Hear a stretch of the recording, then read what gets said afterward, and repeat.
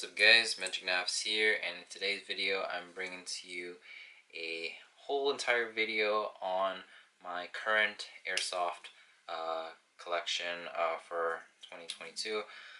Been thinking about doing a video like this for a while now, but obviously at the time I just didn't have a lot of guns, so I didn't really feel like it was much of a point to, but that said, this isn't the be-all end-all. I am hoping to get maybe 2 or 3 more pieces that are coming out in the hopefully near or maybe far future. It really just depends on my budget and what I can get my hands on and stuff like that. So maybe I'll come out with another video like this, an updated version of this, in a year or 2 down the road. So we'll see, but for now, this is what I've got. So this isn't in any particular order, although I'll kind of break down like whether this was my first gun or the most recent one, etc. So you can enjoy it for what it is. So I'm going to start off with my bread and butter. This is my VFC M4 VR16. This is the CQB version. This is the actually the first original version that they came out with. They have the Gen 2 now with a slightly different handguard at the front here. So instead of a quad rail, I think it's like an M-lock style or something like that. But as you can see, very short barrel. I believe it's 10.5 inches from what I remember. But as you can see, a pretty Gucci'd out M4. This is my bread and butter. This was my first M4, or my first gun that I ever got. Although technically my first gun was this Canadian Tire Game Face M4, which I don't recommend. It's a plastic build. I was just being stupid and wasted $100 on that, so don't buy anything from Canadian Tire. But I got this afterwards for around $400, and I think now with all the customization that I've built with it, I think it's close to maybe around $600, $600 or $700, if I'm being generous here. So yeah, I got a AIM T1 red dot sight here. I got a PEC 15 replica, obviously. Got a dual pressure pad here, flashlight with some IR. Got my Run Cam 2, and then I run a single point sling on this. So I've upgraded it with flat hop and MOSFET, so I can get a faster trigger response, and just it works wonders. It's very accurate. I'm very happy with it. Yeah, honestly, nothing too special about it, but I'm happy with it. Like if I'm just going out to if I don't want to do anything super special or whatever, I'm just gonna, this is what I'm gonna run. It's like my go-to essentially. So yeah, pretty awesome stuff. So that's the first gun. The second gun, I will have to go with this bad boy here. This is my Tanaka Colt Python revolver. Now this isn't technically my first revolver. My first one was actually a Tokyo Marui Colt Python revolver, but afterwards it wasn't working anymore, and I got rid of that one. So I was able to get my hands on a Tanaka Colt Python, and this, I'm telling you, is a gorgeous revolver. Okay, like this, I love the look of it, the gloss and everything. And this is a 14. This holds 14 rounds with the special Pegasus system that it has. So I can get more shots out of it without having to reload, and it's green gas powered. So I literally can gas up the cylinder and stuff like that. So it's pretty awesome. I'm a big fan of revolvers, so, and I love the Python from Call of Duty Black Ops and the 44 Magnum from Modern Warfare 2. So since this is the closest I could get to the look of that 44 Magnum from Modern Warfare 2, I went with this one, especially with the gloss, the grip, and the sights and everything.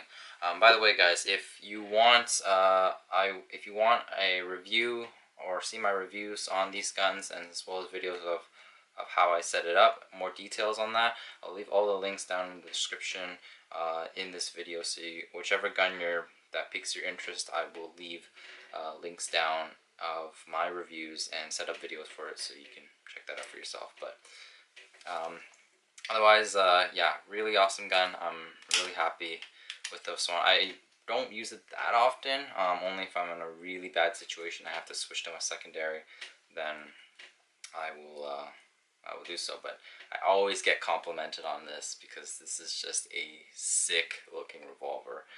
Not a lot of people carry revolvers for a reason. This is definitely an improvement on your typical revolver, given it is green gas and it holds 14 shots instead of just 6. So that's the Tanaka Python revolver.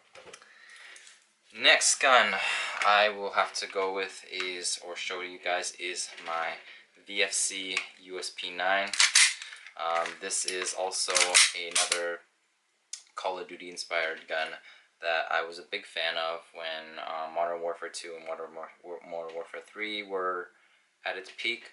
I just was a big fan of the design of it, and it was also due to my love for 24 with Jack Bauer. He used the USP Compact, but this was I liked the full size version of it better. Personally, it looked a lot more solid in my opinion. I just loved the look of it, honestly, and it feels great. And it's a VFC USP9, like I said. Yeah, unfortunately, this has not been the most reliable sidearm. I have plinked with it. I have gamed with it a couple times at CG Airsoft or at the field that I'm at. Unfortunately now, I'm just having a bit of consistency problems with the slide, or it's just not feeding very consistently. So I've ordered a new slide for it to hopefully get it working again. Unfortunately, given the circumstances, all that stuff is stuck at customs right now, so I can't do anything about it.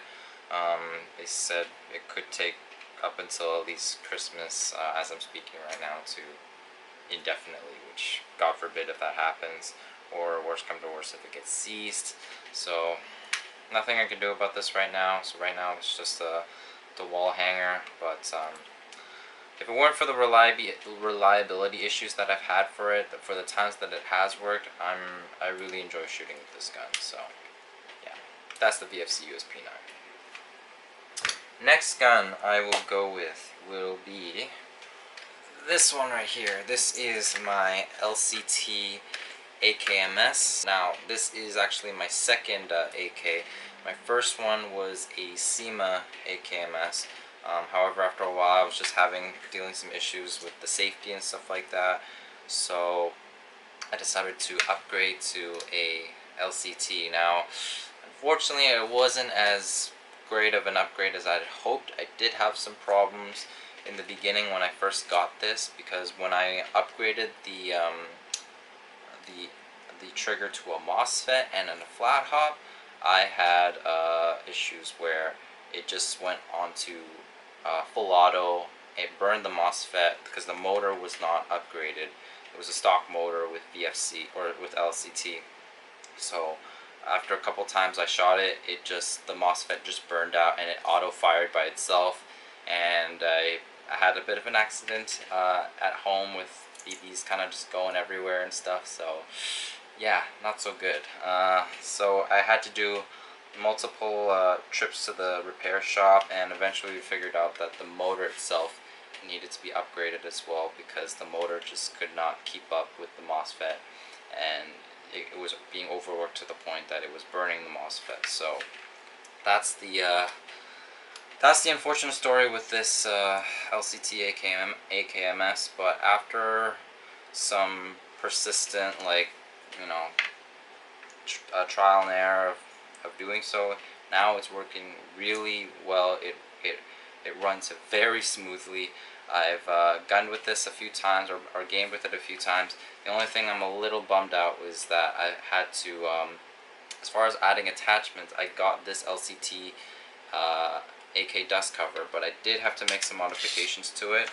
As you can see, just put this down here. I did add a bit of shimming here at the front. That way I could actually attach it onto the top of the gun, because initially the design is that you have to take apart the front sight and make a hinge onto it. I wasn't a fan of that because I want to be able to just take the whole thing off, put the battery in, and then just slide it back on. So I had to get some shimming for it, and I super glued and taped it onto there so it's nice and hidden. Unfortunately, sometimes it just over a while the super glue does wear off, and it comes off, and I have to super glue it again, which kind of sucks. But otherwise, I like the look of it when I can just have it just on there, and I can fit the battery in nice and easily. As you can see, I got an IR laser on this, and I have a red dot sight. And then once I put this back on, on the front here I have a tri-rail mount here, which is where I have my pressure pad for my flashlight, which is the same thing like on the M4, a M600 with IR on it as well. Pretty awesome, and yeah, you cannot go wrong with an AK, the old school AK with the underfolding stock. As you can see, it's also got a 1-point sling attachment as well, just like the M4 that I have. So really love the gun.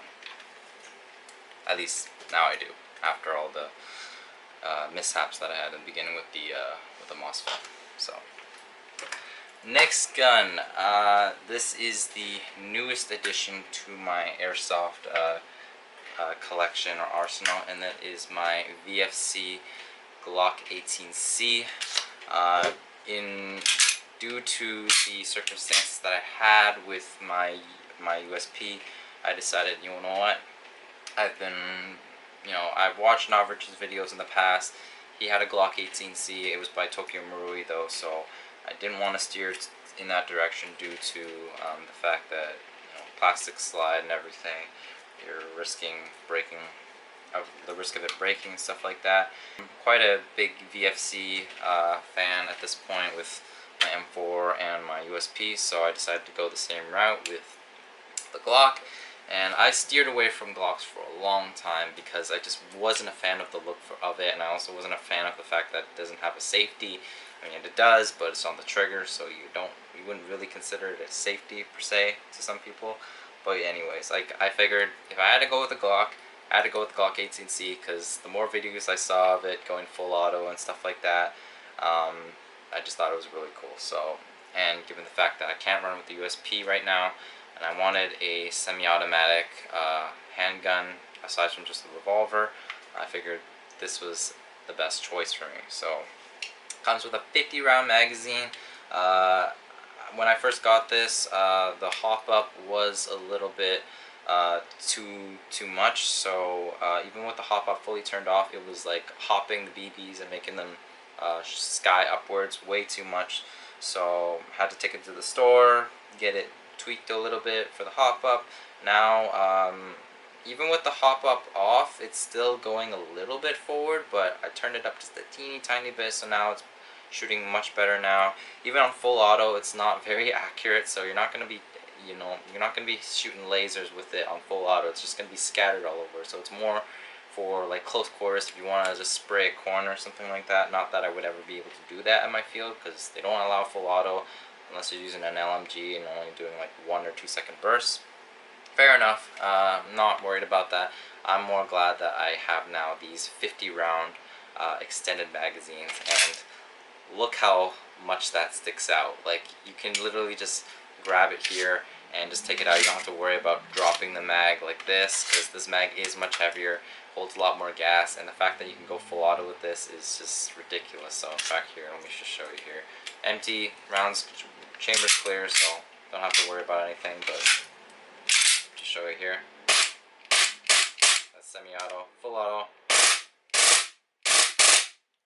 Ridiculously fast, and that is with a metal slide for that matter. The TM is obviously the fastest because it's got the plastic slide and just moves, but I just don't know if it has the same amount of recoil as this one does. I don't know because I don't have a TM Glock 18C, but I'm already satisfied with this. So uh, actually, in fact, um, my girlfriend and I, when we shot this for the first time, in comparison to my USP, she had a much better time with the Glock than the USP, because this one is just a lot more snappier, feels great, and she could shoot and hit the target a lot easier. So, especially given the fact that she didn't have to worry about reloading as much or running out, because this holds 50 rounds instead of 25 with the USP. So officially right now, at least until I can get my USP working again and I can get all the parts for it out of the customs, this is without a doubt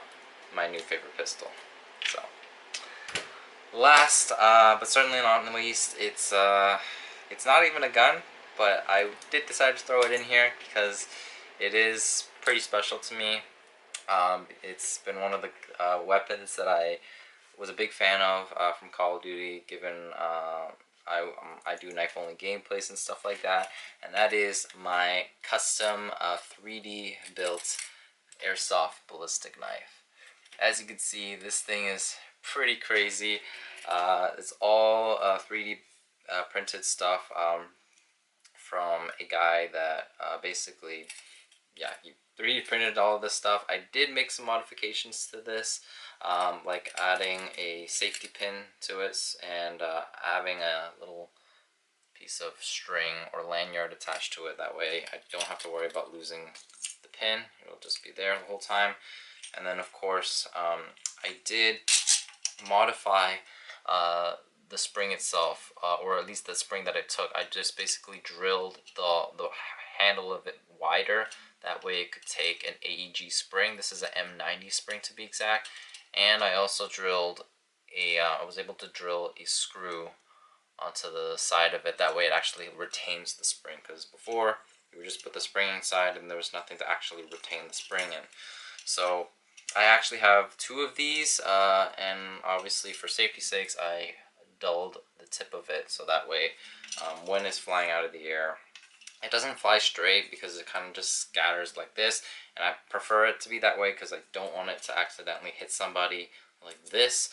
It won't stab them because it travels pretty slow, and it's like this, but either way, just to be extra safe.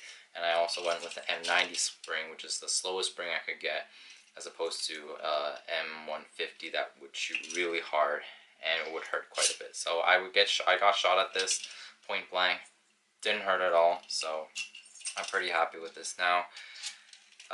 It's pretty awesome, but as far as my ability to actually use this, I haven't used this yet in an actual game. I have carried it around with me, but due to COVID at the time, still we weren't allowed to use melee weapons at my airsoft field, and even still to this day, at least last I heard, they are still not allowing melee weapons for whatever the reason. At least last I heard. I don't know if that's just a COVID thing or if they're just not being flexible or letting guys like me trying to get some melee weapon kills or knife kills. It would be pretty sick, because I mean, I know they have the rule with, like, you know, you're not allowed to throw melee weapons and stuff for safety's sakes. I get that, but this, you're not throwing anything. You're technically not throwing. It's staying in the hand the whole time. It's just this part's coming out. So I don't know.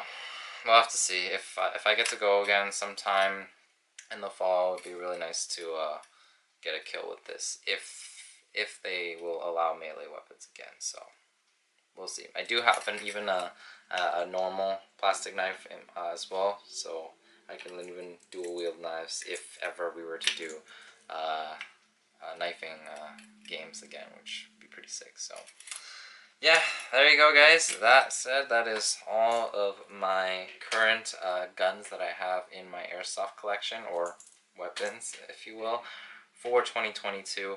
I'm sure if I'm fortunate enough and I have the money saved up, I can hopefully grab 2 or 3 more pieces, maybe more.